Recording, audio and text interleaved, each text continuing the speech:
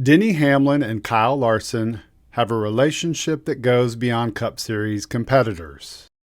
The Joe Gibbs Racing driver proved that last year when he let the Hendrick Motorsports competition use his plane to jet back and forth to the prestigious Sprint Car Knoxville Nationals in Iowa and the NASCAR race in Indianapolis, all while the pair battled for the Cup Series regular season title. Hamlin offered a simple explanation. When I was younger, my racing career was done, and a guy that was standing behind me and in a sign-in line offered to pay for me to go the next week because we couldn't afford it. And he said, if you're not there, we didn't beat the best. So I'd rather him be here than not. This season, the pair aren't anywhere close in the standings. Hamlin has struggled with 4 finishes of 29th or worse. Conversely, Larson has 5 top 5s, including a win. Interestingly, both are playoff bound because despite his terrible start, Hamlin put it all together for one race this season and unexpectedly won at Richmond. Sunday at Talladega was more of the same. Hamlin ran out of fuel late and finished 18th.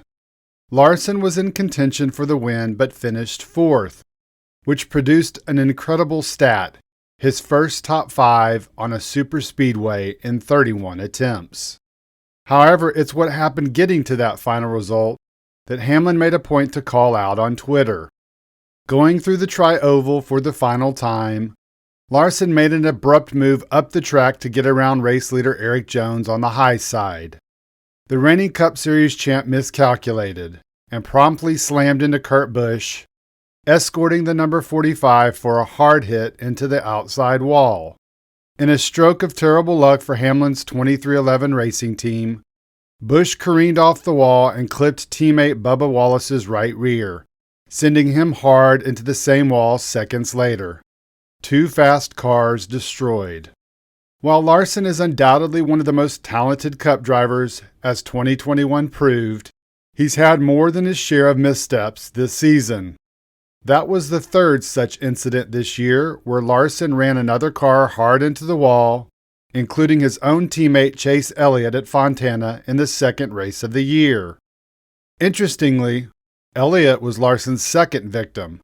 His first came at the exhibition clash at the Coliseum with Justin Haley. In all 3 cases, Larson appeared to be at fault. After the latest incident, Hamlin took to Twitter following the race and offered a sense of his thoughts about the crash that took out both 2311 cars when he provided a curt reply to a NASCAR tweet showing the in-car view from both cars getting wrecked at the end. "Not clear," he wrote. On Monday, Hamlin took a more direct approach, and one that some found offensive, and called him racist for, after he shared a clip from an episode of Family Guy that stereotypically portrays Asian women as bad drivers. Larson's mom is Japanese American. Hamlin placed Larson's name over the clip, suggesting that the woman in the cartoon was him, and then wrote, "I leave this here without comment." Ironically, after receiving some blowback from fans on Twitter, the 3-time Daytona 500 champion commented a couple of times defending his tweet, first saying it was funny as blank and that he and Larson were friends. He added another tweet several minutes later telling people to lighten up because he's aware that he wrecked Larson just a month earlier at Atlanta. The multiple responses by Hamlin justifying his original tweet felt like an admission of guilt. According to journalist Rob Tianson of The Podium Finish, who has covered NASCAR for 14 years, Hamlin should have felt guilty. For those who aren't Asian, of course, the clip and tweets were funny, and an instance of those who did not like his tweets as being soft, not being able to take a joke, the Asian American reporter wrote. There were numerous fans on Twitter and the Reddit NASCAR forum who reveled in Hamlin's tweet, regarding to it as grade A blank posting or a supposedly hilarious take. A joke about a race or ethnicity is not a joke at all. Defending a tweet that minimizes and demeans a race or ethnicity simply because of a friendship or it being funny does not make it okay. Hamlin's tweet is beyond offensive. It's reprehensible. Denny Hamlin has had a rough 2022 season. Sunday, it got exponentially worse watching both of his cars wreck on the final lap in which his own car ran out of fuel. His tweet and rationalizing comments 24 hours later about the race certainly aren't a good look.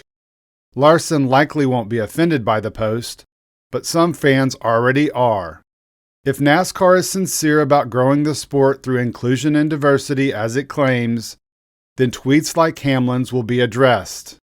Surprisingly, if anyone in the Cup Series garage should know about the challenges of dealing with racist comments outside of Wallace, it's Hamlin. He obviously realized the error of his ways later, removed the tweet, and apologized.